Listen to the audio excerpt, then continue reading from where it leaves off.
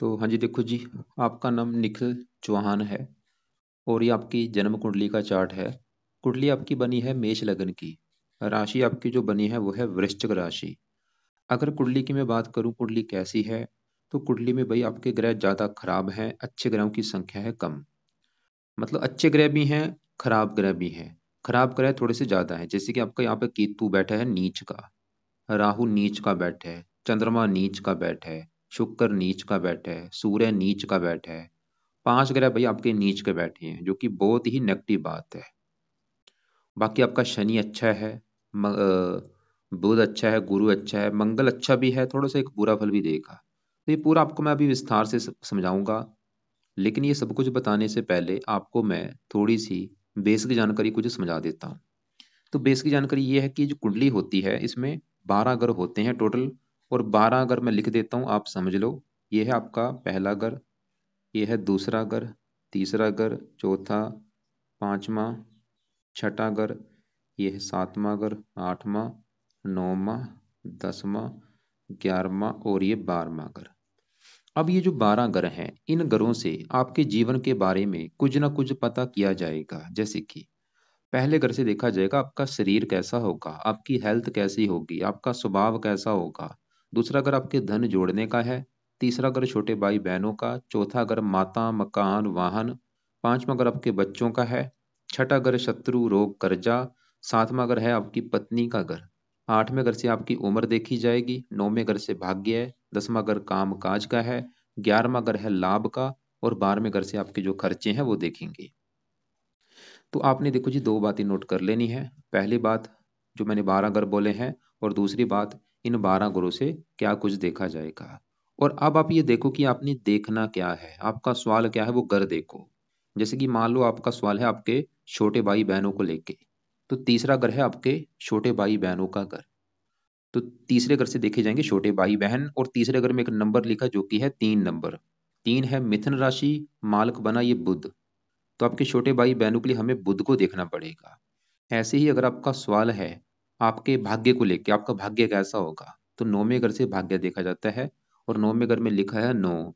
9 है धनु राशि, मालक बना गुरु। तो आपका भाग्य हम गुरु से देखेंगे। तो मेरा कहने का मतलब ये है कि जो कुछ देखना है कुंडली का, वो घर देखना होगा। और घर का जो मालक बना है वो मालक देखना होगा। तो अब बात करते हैं भविष्यवाणी की। तो भविष्यवाणी में देखो जी, जो 9 ग्रह आपके हैं, गौर से समझो मेरी बात। सभी 9 ग्रहों का जो असर है आपके जीवन के ऊपर पड़ रहा है। जो ग्रह अच्छे हैं वो आपको अच्छे फल आज भी दे रहे हैं। जो ग्रह आपके खराब हैं वो आपको खराब फल दे रहे हैं, क्योंकि वो आपके दुश्मन बने हुए हैं। जैसे नीच के ग्रह हैं आपको खराब फल दे रहे हैं, जो ग्रह अच्छे हैं वो अच्छे फल दे रहे हैं। लेकिन इनका जो असर है वो कम ज्यादा हो जाता है इनकी दशा आने पर। मतलब इन ग्रहों का असर कई गुना बढ़ जाएगा इनकी दशा आने पर। जैसे कि अभी आपके ऊपर सबसे बड़ा जो असर है वो है इस सूर्य ग्रह का। क्यों? क्योंकि सूर्य की चली हुई है आपके ऊपर बड़ी महादशा, जो कि 7वां महीना 23 से चली है और ये 29 में जाके खत्म होगी। बड़ा असर, सबसे ज्यादा अभी जो आपके ऊपर असर है सूर्य ग्रह का है। कहीं ना कहीं आपकी लाइफ में जो चीजें हो रही हैं सूर्य की वजह से हो रही हैं। और दूसरा असर आपके ऊपर चंद्रमा का, जिसकी चली हुई है अंतरदशा। 11वां महीना 23 से चली है, 5 महीना 24 में खत्म होगी। एक आपके ऊपर असर शनि की डेया का भी है। मैं फिर बोलूंगा, असर देखो जी सभी ग्रहों का है, लेकिन ज्यादा असर आपके ऊपर सूर्य का है और दूसरे नंबर पे है चंद्रमा का। सबसे पहले मैं आपके चंद्रमा की बात करता हूँ, जो कि आपका मुझे बहुत ही बड़े लेवल पे खराब लगा है। चंद्रमा देखो जी आपका दो तीन कारणों से मुझे खराब लगा है। तो चंद्रमा के बारे में विस्तार से जानते हैं। तो वो चंद्रमा सवाल है कि खराब है क्यों, क्यों मैंने बोल दिया खराब है। तो जैसे मैंने बोला 3 कारणों से खराब है चंद्रमा। सबसे पहला बैठा कहाँ पे, देखो 8वें घर में बैठा है। ये जो 8वां घर है ये भाई कुंडली का अच्छा घर नहीं होता। जो भी मैंने आपको 12 घर बोले हैं, ये 8वें घर को एक खराब घर माना गया है। और 8वें घर से देखा क्या जाता है, 8वें घर से हम बीमारी देखते हैं, मृत्यु कष्ट देखते हैं, लंबी बीमारी, दुर्घटना, गुप्त रोग, ऐसी मतलब खराब चीजें 8वें घर से देखते हैं। तो आपका चंद्रमा एक तो देखो जी खराब होने का पहला कारण कि वो कुंडली के 8वें घर में आके बैठा है। पहला कारण तो ये हो गया। दूसरा कारण, चंद्रमा 8वें घर में जो 8 लिखा है, ये है वृश्चिक राशि, जो कि चंद्रमा की है नीच राशि। जब भी वृश्चिक राशि में चंद्रमा बैठता है ये नीच का हो जाता है। तो दूसरा कारण खराब होने का नीच का बैठा है। और तीसरा कारण ये साथ में राहु के बैठा है, युति बनी हुई है, और इसी घर में राहु भी नीच का बैठा है। मतलब ये जो वृश्चिक राशि है, राहु की भी नीच राशि है, चंद्रमा की भी नीच राशि, बहुत ही नेगेटिव बात है। दोनों ग्रह आपके 8वें घर में नीच का बैठे हैं। तो चंद्रमा देखो जी, क्या मैंने क्या बोला, एक तो 8वें घर में, खराब घर में, ऊपर से बैठा भी नीच का है, और बैठा भी राहु के साथ है, क्योंकि राहु चंद्रमा दोनों आपस में अति दुश्मन है, और ये ग्रह दोष भी बनता है, चंद्र ग्रह दोष बना हुआ है। इसकी वजह से चंद्रमा आपको बुरी तरह से खराब फल देगा। अब सवाल है कि बुरे फल देगा क्या, इतना आपको समझ आएगा कि बुरा है। अब बुरे फल क्या देगा चंद्रमा, जिस घर का इस कुंडली में मालक बना है, मालक किस घर का बना है, इस घर का बना है मालक चौथे घर का। ये जो चौथा घर है, पूरा चौथा घर, इस घर से क्या देखा जाएगा, आपकी माता का सुख देखा जाएगा, आपका मकान का सुख देखा जाएगा, आपका वाहन कैसा होगा, आपकी भूमि जमीन जायदाद नौकर चाकर, घरेलू सुख, घर का माहौल, घर की जरूरतें, इस चौथे घर से देखेंगे। और चौथे घर में फार्मूला देखो जी क्या था, घर का मालक देखना है, तो चौथे घर की चीजें देखने के लिए चौथे घर में क्या लिखा है, चार। चार है कर्क राशि, मालक कौन बना, चंद्रमा, तो हमें चंद्रमा को देखना पड़ेगा। और वो आपका मैंने बता दिया खराब है, तो चंद्रमा आपको खराब फल देगा चौथे घर के रिगार्डिंग, जो कि चौथा घर माता का है, आपकी माता के सुख में कमी करेगा बड़े लेवल पे। अब क्या कमी करेगा मुझे भाई पता नहीं, लेकिन करेगा जरूर कमी, कोई ना कोई क्या कमी कर सकता है, या तो आपकी माता की उम्र कम कर देगा, या माता से आपकी बनेगी नहीं, या माता की लाइफ में कोई कष्ट आएगा बहुत ज्यादा, या माता बीमार होगी बहुत ज्यादा। कौन सी बीमारी दे सकता है माता को, माता को जलोदर रोग दे सकता है, जो पानी पेट में भर जाता है, ऐसी कोई बीमारी दे सकता है। या चंद्रमा के जो रोग हैं आपकी माता को हो सकते हैं, छाती फेफड़े टीबी पानी की कमी, मतलब माता बीमार होगी। और माता की अगर डेथ भी होती है लंबी बीमारी के पीड़ित होने के बाद होती है, घातक बीमारी होने के बाद, मतलब आपकी माता संबंधी दिक्कतें पैदा करेगा चंद्रमा कोई ना कोई। चौथा घर किसका बोला, मकान का। चंद्रमा आपको मकान को लेकर दिक्कतें पैदा कर देगा, जो आपका मकान है हाउस घर, उस घर को लेकर दिक्कतें आएंगी। क्या दिक्कतें आएंगी, जहाँ तो आपके पास हो सकता है घर अपना हो ही ना कोई, या आपका घर अगर होगा भी उसको ऊपर हो सकता है दूसरे लोग कब्जा कर लें, या घर को लेकर कुछ दिक्कतें आए परेशानी आए, घर में क्लेश हो, मतलब घर संबंधी दिक्कतें आनी है आपको। चौथा अगर वाहन का होता है, वाहन संबंधी दिक्कतें पैदा कर देगा। अब देखो जी दिमाग थोड़ा सा आपने भी लगाना है, क्योंकि मैं भी कन्फर्म नहीं हूँ। जैसे वाहन संबंधी दिक्कतें क्या होंगी, जहाँ तो आपका वाहन चोरी हो सकता है, या वाहन होगा ही नहीं, या वाहन के ऊपर खर्चा ज्यादा होगा, या वाहन से आपका एक्सीडेंट हो सकता है। चौथा घर भूमि जमीन जायदाद का, इनको लेकर दिक्कतें। चौथा घर नौकर चाकर का, इनको लेकर दिक्कतें। चौथे घर से घर का माहौल देखा जाता है, घर को लेकर दिक्कतें। और चौथा घर है आपकी जन्मभूमि का। चंद्रमा जन्मभूमि चलेगी 8वें घर में, ये विदेश का भी घर है, आपको जन्मभूमि पर टिकने नहीं देगा, आपको जन्मभूमि से दूर लेके जाएगा ये चंद्रमा, और वहां पे आपको फायदा भी होगा। कोशिश करो अपनी जन्मभूमि से दूर जाने की। और चंद्रमा देखो जी, चौथा अगर छाती का होता है, छाती फेफड़े, या आपको छाती संबंधी भी दिक्कतें पैदा कर सकता है, छाती फेफड़े आपको भी दिक्कतें पैदा कर देगा। मतलब चंद्रमा जो है वो आपकी भी हेल्थ खराब करेगा। कौन से रोग आपको देगा, चंद्रमा के जो रोग हैं ये आपको होने के योग है काफी। और इसके रोग कौन से होते हैं आपको मैं दिखा देता हूँ, क्योंकि अगर आपको ये कोई ऐसी दिक्कत है तो आपको पता होना चाहिए कि ये दिक्कत किस ग्रह की वजह से है। तो यहाँ पे देखो जी, ये चंद्रमा के हैं रोग। ये जो चंद्रमा के रोग हैं, इनसे जुड़ा कोई ना कोई रोग आपको होने के योग है, क्योंकि अभी चंद्रमा की आपकी वो दशा भी है, ये पढ़ा देना आप बाद में। या इनसे जुड़ा रोग आपकी कोई माता को भी हो सकता है। माता, क्योंकि चौथा घर माता का घर है, और माता घर का स्वामी चंद्रमा है। खासकर माता को, जैसे मैंने बोला पानी पेट में पानी भर जाना, ऐसी दिक्कत आती है। मतलब अब आप एक पेन लो एक कापी लो, उसमें लिखो क्या लिखना है, लिख लो, सच में लिख लेना, ये कि वैसे नहीं मैं बोल रहा, लिख लेना ताकि आपको क्लियर पता हो। उसमें लिखो कि अगर आपने निकल ने चंद्रमा को सही कर लिया जीवन में क्या फायदे होंगे। नीचे आंसर में लिखो, सबसे बड़ा फायदा ये होगा चंद्रमा की सही करने से, आपकी माता की सेहत अच्छी रहेगी, माता की उम्र लंबी होगी, माता को सुख अच्छा मिलेगा, माता की लाइफ में कोई कष्ट नहीं आएगा, मकान का सुख अच्छा मिलेगा, वाहन का सुख अच्छा मिलेगा, भूमि जमीन जायदाद नौकर चाकर का सुख अच्छा मिलेगा, घरेलू सुख अच्छा होगा, आपको मानसिक चिंता नहीं होगी, आप डिप्रेशन के शिकार नहीं होंगे, क्योंकि चंद्रमा राहु के साथ बैठा है, आपको बड़े लेवल पर डिप्रेशन का शिकार बना सकता है। आप इन चीजों से बचेंगे, आप खुद अ, बीमारियों से बचेंगे, आपको मतलब चंद्रमा कोई बीमार आप नहीं होंगे, खासकर चंद्रमा के रोग आपको नहीं होंगे। कई फायदे होंगे, आपको मृत्यु तुल्य कष्टों का सामना नहीं करना पड़ेगा, क्योंकि मैंने क्या बोला था, इन ग्रहों का असर कई गुना बढ़ जाता है दशा में। तो अभी चंद्रमा की दशा आपकी देखो जी, छोटी दशा चली भी हुई है, 11 महीना 23 से चली है, और आप चाहे नोट कर भी लेना कि जब से दशा चली है पिछले 2 3 3 4 महीने हो चुके हैं। अभी ये 1 2 महीने में खत्म हो जाएगी फिलहाल, लेकिन इसकी बड़ी दशा आपकी आगे आएगी, वो चलेगी 29 के बाद। जब सूर्य की दशा आपकी खत्म होगी 29 में, 29 के बाद आपकी 10 साल की चलेगी चंद्रमा की बड़ी महादशा, और वो समय आपका बुरा समय होगा। लेकिन अगर आपने देखो जी उपाय कर लिए, कोई बुरा फल नहीं मिलेगा। अब सवाल कि इसके भाई बुरे फलों से बचा कैसे जाए, अब मेन सवाल ये है। तो उपाय लिख लो, पहला उपाय जो है चंद्रमा का, वो है आप अभी जो सोमवार आएगा, सोमवार की करो वेट। सोमवार के दिन सुबह के टाइम संकल्प लेके इसके मंत्र एक बार 11,000 पूरे कर लो। चाहे 11 हजार कर लो, चाहे 4 गुना ज़्यादा, 44,000 मंत्र एक बार पूरे करो संकल्प लेके। संकल्प कैसे लेना है मैं आपको वीडियो लग से भेज दूंगा, फिर भी मैं थोड़ा सा बता देता हूँ। सोमवार को संकल्प आप ये लेना सुबह के टाइम कि हे चंद्र देवता जी, मेरा नाम निखिल है, मेरी जाति ये है, गोती ये है, आपकी मेरे ऊपर चल रही है अंतरदशा और आप मेरी कुंडली में नीच के बैठे हैं, और मैं आपके मंत्रों को सिद्ध करने जा रहा हूँ ताकि आपकी कृपा दृष्टि मेरे ऊपर बनी रहे, आपके बुरे फल प्लीज मुझे ना मिले।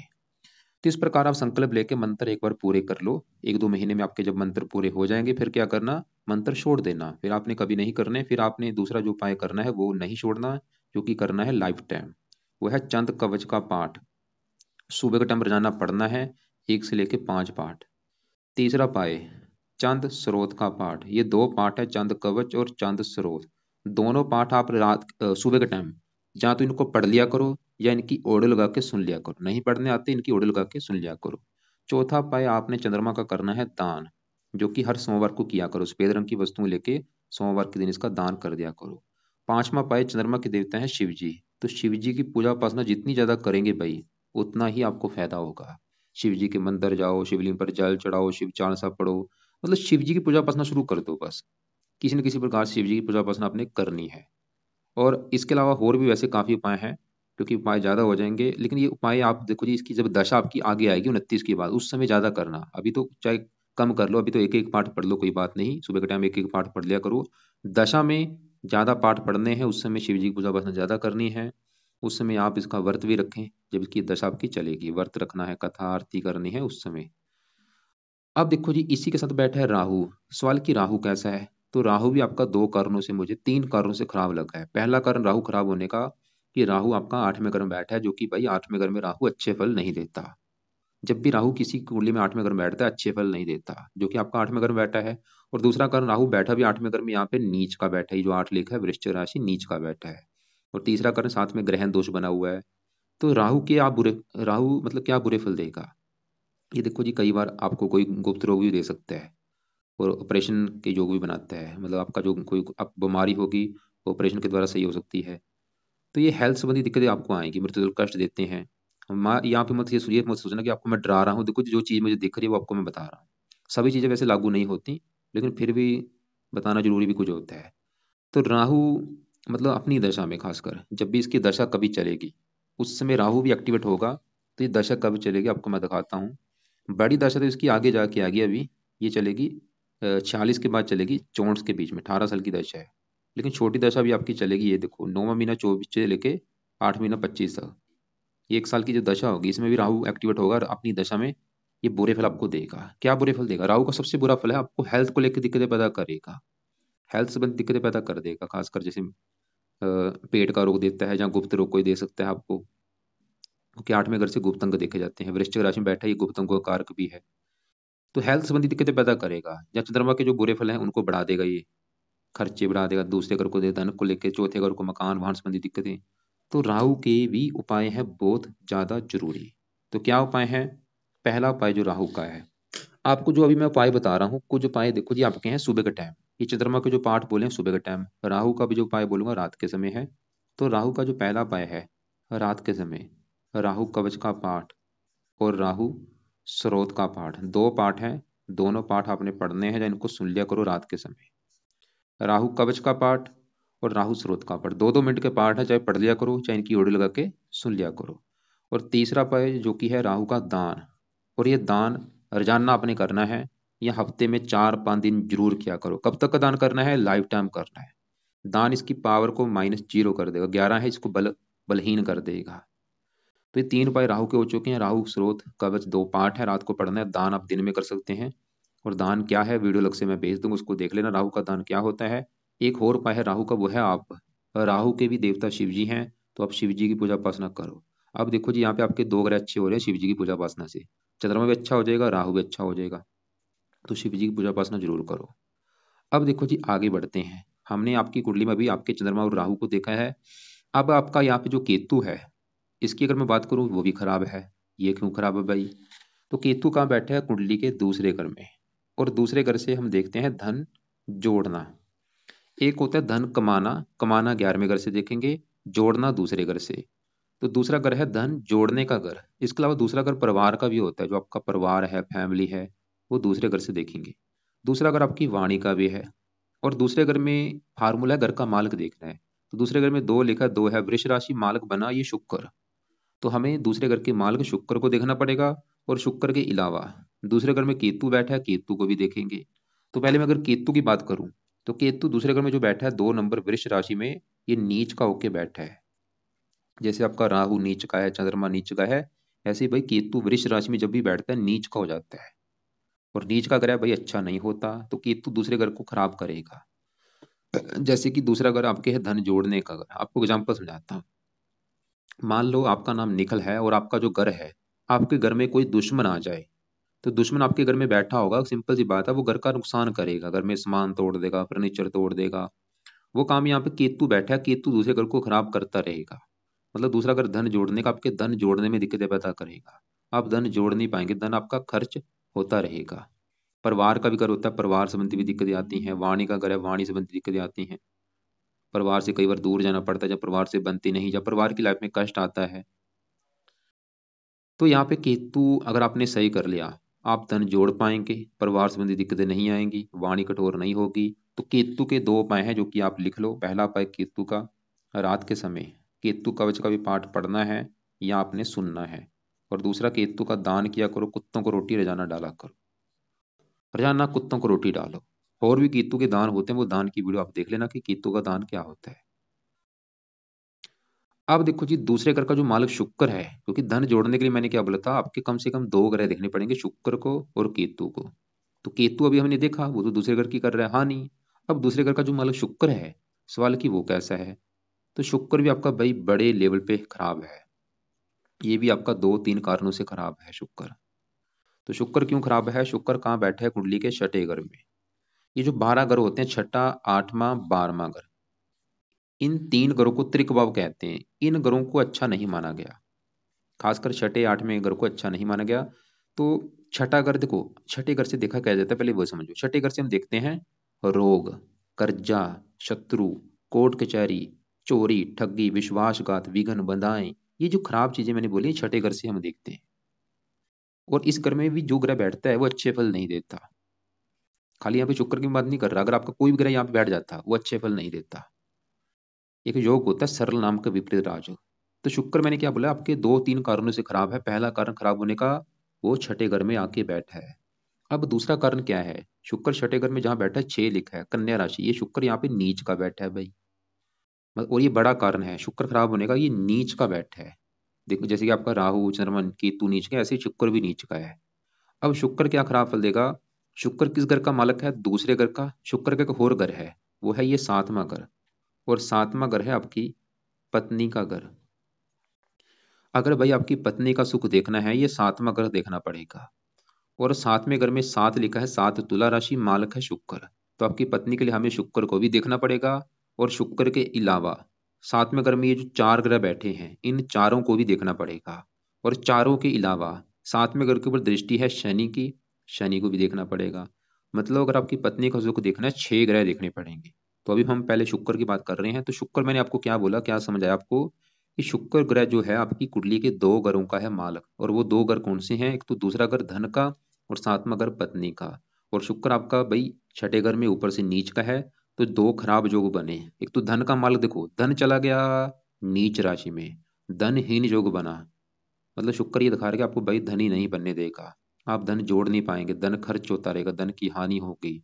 वैसे भी लाइफ में धन कम आएगा, क्योंकि जब धनहीन योग बनता है, ऐसे लोगों को धन को लेकर बहुत सारी लाइफ में दिक्कतें आती हैं। और शुक्र विवाह के घर का मालिक है, विवाह भंग योग बना, आपको विवाह संबंधी भी दिक्कतें पैदा करेगा, पत्नी संबंधी दिक्कतें पैदा करेगा। अब देखो धन चला गया आपका 6ठे घर में, मतलब धन खर्च होगा शुक्र की वजह से। कहाँ पे खर्च होगा? 6ठा घर किसका? रोग, रोगों के ऊपर धन खर्च होगा। 6ठा घर शत्रु का है, शत्रु के द्वारा धन की हानि होगी। 6ठा घर कर्जे का है, धन चलेगा कर्ज के घर में। शुक्र आपको कर्जदार भी बनाएगा। कोशिश करना जीवन में कभी कर्जा ना लेना, क्योंकि आपके कर्जदार होने के काफी योग हैं। और कर्जा ले भी लिया, फंसेंगे आप। तो कर्जे से भाई बचना जितना हो सके। और इसके अलावा परिवार का भी घर है दूसरा, परिवार संबंधी भी दिक्कतें पैदा करेगा। परिवार से बनती नहीं, या परिवार को लाइफ में कोई दिक्कतें आती हैं, वाणी दोष भी होता है। और ये विवाह संबंधी दिक्कतें क्या देगा? मतलब पत्नी चलेगी रोग के घर में, 6ठा घर रोग का है, जो तो पत्नी रोगी होगी। जहाँ 6ठा घर शत्रु का, जहाँ शत्रु से मतलब पत्नी से आपके शत्रु जैसे व्यवहार होंगे। शुक्र ये दिखा रहा है कि आपको भाई पत्नी संबंधी दिक्कतें आएंगी। या तो पत्नी बीमार होगी, या पत्नी से बनेगी नहीं, या पत्नी से लड़ाई झगड़े होंगे, होते रहेंगे, या आपका पत्नी से ये तलाक भी करा सकता है। क्योंकि पत्नी से पत्नी, ये शुक्र देखो जी, एक तो साथ में घर का मालक भी है, और वैसे भी शुक्र साथ में घर का कारक भी होता है, और ये पत्नी का भी कारक है, विवाह का भी कारक है।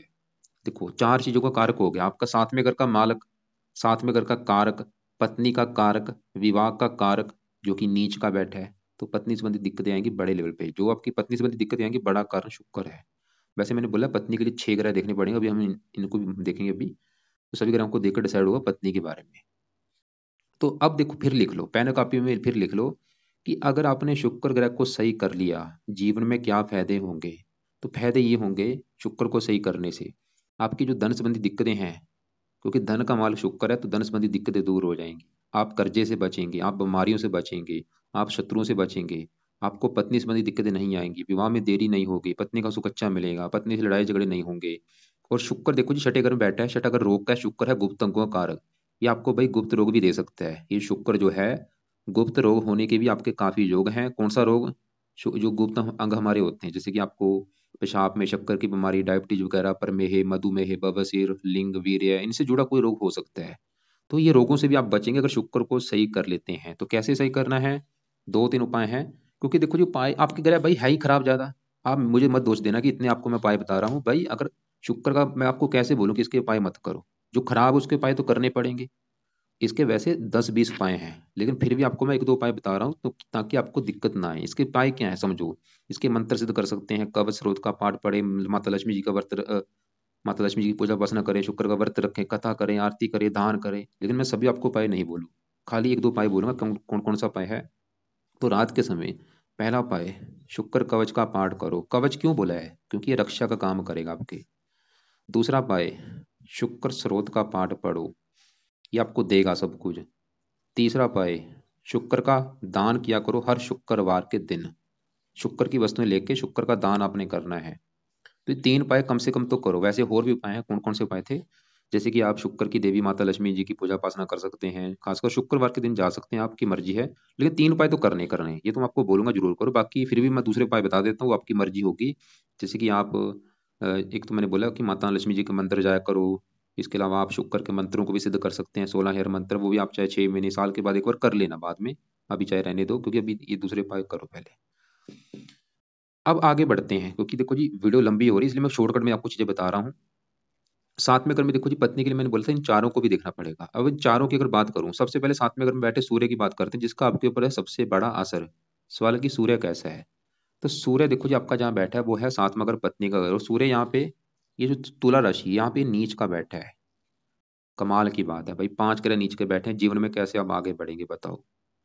तो सूर्य साथ में घर में नीच का बैठा है, सूर्य साथ में घर को भी खराब कर रहा है, और सूर्य जिस घर का मालिक है वो है 5वां घर।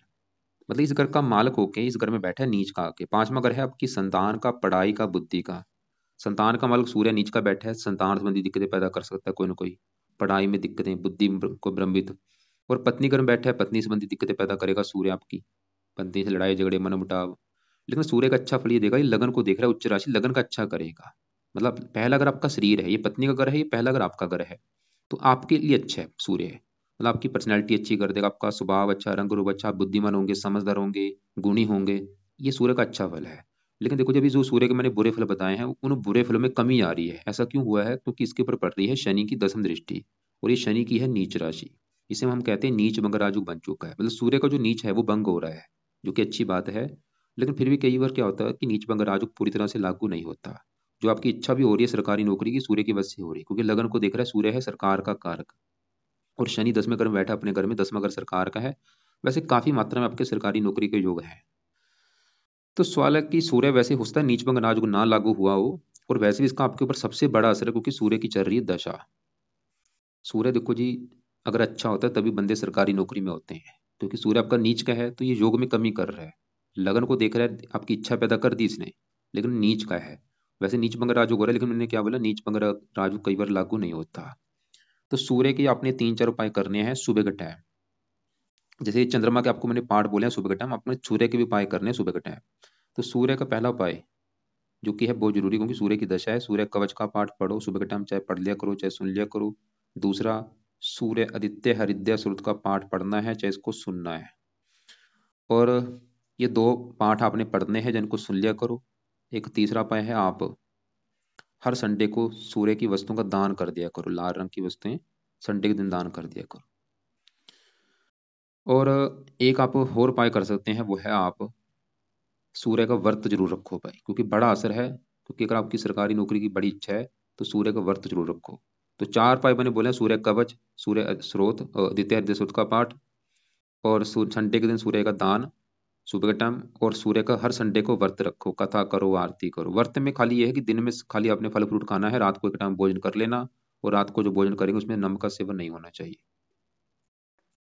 बाकी इसी घर में गुरु बैठे है, गुरु आपका फिलहाल अच्छा ही है, इस नौवें घर का मालक भाग्य घर का। भाग्य के लिए नौवें घर में 9 लिखा, 9 है धनु राशि, मालक गुरु। भाग्य चला गया 7वें घर में, पत्नी घर में। गुरु वैसे ये दिखा रहा है कि पत्नी के आने के बाद आपका भाग्य साथ देना शुरू हो जाएगा। गुरु लगन को भी देख रहा है, आपको धार्मिक बनाएगा। गुरु अच्छा है, लेकिन गुरु अस्त बैठा है और बलहीन बैठा है, उसमें बल ही नहीं है जो अच्छा फल देने वाला है। तो गुरु की पावर बढ़ाने के लिए आप इसका एक रत्न है पुखराज धारण कर सकते हैं। लाल कपड़े कम यूज किया करो, पीले कपड़े आप ज्यादा पहन सकते हैं। और यहाँ पे नीले कपड़े भी कम यूज किया करो, नीले सफेद कपड़े और लाल ही कम यूज किया करो। पीले ज्यादा पहन सकते हैं, हरे ज्यादा पहन सकते हैं। तो गुरु अच्छा है, लेकिन इसका बल बढ़ाओ। मैंने क्या बोला, रत्न दान कर सकते हैं पुखराज आप। और जब भी आपका बजट होगा कर लेना। और दूसरा, आप पीले कपड़े ज्यादा पहनो। वैसे इसका मंत्र या भी, क्योंकि मंत्र ज्यादा हो जाएंगे, इसके मंत्र भी रहने दो। अब यही भी मंगल बैठा कि मंगल कैसा है, मंगल अच्छा भी है बुरा भी है। मंगल आपकी कुंडली के एक तो इस घर का एक तो है पहले घर का मालक, और ये यहाँ पे 8वें घर का, जहाँ पे 8 लिखा है। पहला घर आपका शरीर है, सेहत, स्वभाव, रंग रूप, पर्सनैलिटी, सर मस्तक। पहले घर से पहले घर में एक लिखा, एक है मेष राशि, मालक मंगल। मंगल अच्छे फल भी देगा, बुरे फल भी। अच्छे फल ये देगा कि यहाँ से 7वीं दृष्टि से लगन को देख रहा है, लगन का अच्छा करता है। मतलब पहला घर आपका घर है भाई, आपकी पर्सनैलिटी के लिए बहुत अच्छा है, सेहत के लिए अच्छा है, स्वभाव के लिए अच्छा है, रंग रूप के लिए अच्छा है। मतलब आप बहुत ज्यादा गुणी समझदार, पर्सनैलिटी अच्छी होंगे, आप अच्छी बुरी बात की पहचान रखने वाले होंगे, आपको आगे लेके जाएगा मंगल। और चौथी दृष्टि 10वें घर को देख रहा है, उच्च राशि, काम काज के लिए बहुत अच्छा है। लेकिन मंगल 7वें घर में बैठ के कुंडली को मंगलिक बना के बैठा, विवाह में देरी कर देगा और थोड़ा सा पत्नी से मनमुटाव होगा। अब 7वें घर में बुध बैठा है, बुध तीसरे घर का मालक है, पराक्रम, मेहनत। बुध लगन को देख रहा है, बुध आपको भी बुद्धिमान बनाएगा, आपकी पत्नी भी बुद्धिमान होगी, पत्नी मेहनती भी होगी, साहसी भी होगी। बुध भी ठीक है। अब यहाँ पे शनि की बात करूं, जो कि आपका है 90% आपको देगा अच्छे फल। और शनि बैठा है 10वें घर में। 10वां घर है आपके काम काज का घर, पिता का घर, सरकार का घर और मान प्रतिष्ठा। 4 चीजें 10वें घर से देखेंगे। और फार्मूला है घर का मालक देखना है। तो 10वें घर में 10 लिखा, 10 मकर राशि, मालक कौन बना, शनि। कहाँ बैठा है, इसी घर में। मतलब शनि 10वें घर में अपने घर में बैठा है। जैसे कि देखो जी, मेरा घर है, मैं अपने घर में बैठा हूँ, हमेशा अपने घर का अच्छा करूंगा, घर की देखभाल करूंगा, सफाई रखूंगा। वो काम यहाँ पे शनि करेगा। अपने घर में बैठा है, 10वें घर का अच्छा करेगा, मतलब आपको काम काज का सुख अच्छा दे देगा लाइफ में। पिता का सुख अच्छा, मान प्रतिष्ठा अच्छी, सरकारी कामों के लिए अच्छा है। और ऐसे मैंने लोग देखे हैं, ऐसे लोग जहाँ तो वकील होते हैं, जज होते हैं, जहाँ आईपीएस अधिकारी होते हैं, जहाँ आरएस अधिकारी होते हैं, या राजनीति में होते हैं, या शनि से जुड़े कामों से धन कमाते हैं। मतलब आप अगर, वैसे आपके योग है काफी मात्रा में सरकारी नौकरी के, लेकिन फिर भी अगर आपके मान लो काम ना बने, तो आप शनि के जो काम है वो कर सकते हैं। और शनि के काम कौन से आपको मैं अभी दिखा देता हूँ, उनसे जुड़े आप काम कर सकते हैं शनि के जुड़े। तो शनि के यहाँ पे देखो जी काम लिख रखे हैं, या बाद में पढ़ लेना। ये जो भी शनि के जुड़े काम है, इनसे जुड़ा आप कोई काम कर सकते हैं। इसके अलावा और भी काफी शनि के जुड़े काम होते हैं, वो आप कर सकते हैं। तो शनि आपकी इस घर का भी मालिक है, 11वें घर का, लाभ, इच्छा पूर्ति, आमदन। वैसे आपकी आमदन के लिए अच्छा है, इच्छाएं पूरी करेगा, लाभ के लिए अच्छा है, शनि अच्छा है। आपकी एक डेया चल रही है, डेया अच्छी नहीं होती, इसलिए ये 1.5 साल की पड़ी है, 2.5 साल की होती है डेया। और पिछला 1 साल हो चुका, अभी भी 1.5 साल की पड़ी है। तो शनि मंदिर माथा टेकने जाया करो, कम से कम 1.5 साल तक। तो ये है आपकी भाई कुंडली का फलादेश। एक, क्योंकि ग्रह ज्यादा खराब है, एक नवग्रह कवच का भी पाठ आप पढ़ा करो। नवग्रह कवच का पाठ है, ये सभी 9 ग्रहों को अच्छा करते हैं। तो ये सुबह शाम पाठ आप पढ़ सकते हैं, नवग्रह कवच। यहाँ पे भाई क्या होगा, कई जो पिछले आपके कर्म थे, कर्मों के हिसाब से ग्रह बैठे होते हैं। तो आप अब एक तो इस जन्म के कर्म अच्छे करो। मतलब आपने पाठ पूजा ज्यादा करना है, मंदिर में जाओ, वहां पे सफाई किया करो, पोचा लगाओ, ऐसे मतलब पाठ पूजा करो। और जो पाठ पूजा बोले ये आपने करने हैं। एक और मैं रिपीट करता हूँ क्या क्या मैंने बोला है। ये चंद्रमा के सूर्य के जो पाठ है, ये है सुबह के टाइम। राहु कवच, केतु कवच, ये जो भी शुक्र के बोले हैं, ये है रात के समय। बाकी जो नवग्रह कवच का पाठ है, ये आप सुबह भी पढ़ सकते हैं, शाम को भी पढ़ सकते हैं। और बाकी फिर भी आपके जो सवाल हुए, कोई बात समझ ना लगी हो, लिख लेना, कॉल करके मुझे पूछ लेना। अगर आपको लगता है कि एक साथ स्टार्ट करनी मुश्किल है, आप चाहिए जो चंद्रमा के पाठ हैं, ये आप 2 महीने बाद शुरू कर सकते हैं, या सूर्य के 2 महीने बाद शुरू कर सकते हैं। मतलब कुछ पहले आप शुरू कर सकते हैं, कुछ बाद में शुरू कर सकते हैं। शुक्र कवच, इसको आप चाहे 2-3 महीने बाद शुरू कर देना, राहु पहले शुरू कर देना। क्योंकि देखो जी थोड़ा सा आपने भी दिमाग लगाना है। फिर भी आपको कोई बात समझ ना लगी हो, लिख लेना।